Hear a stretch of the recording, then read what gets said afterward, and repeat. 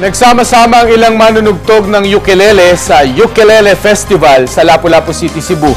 Layo nitong mahasa ang talento ng mga musikero sa lugar. Makibalita tayo kay Chona Carrio ng GMA Cebu.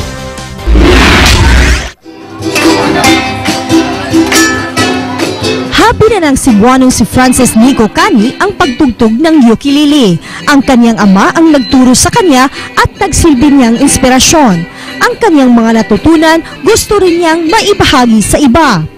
Ayun akong mga skills na ko na ma-improve siya para mo-share ko sa mga uban pod. Kaya si Nico, nakiisa sa ikatlong Ukulele Festival sa isla ng Mactan sa Lapu-Lapu City. Nagbigay sila ng aliw at workshops sa mga turista at manunood. Kilala ang isla ng Mactan sa mga produktong string instruments gaya ng mga gitara at ukulele. Gusto rin ng mga taga roon na umunlad maging ang mga musikero nila. Ito ang layunin ng Ukulele Festival.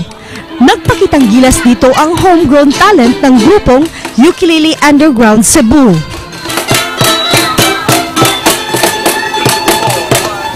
Nakisaya rin sa pagdiriwang si Pao Gumba na isang international ukulele master.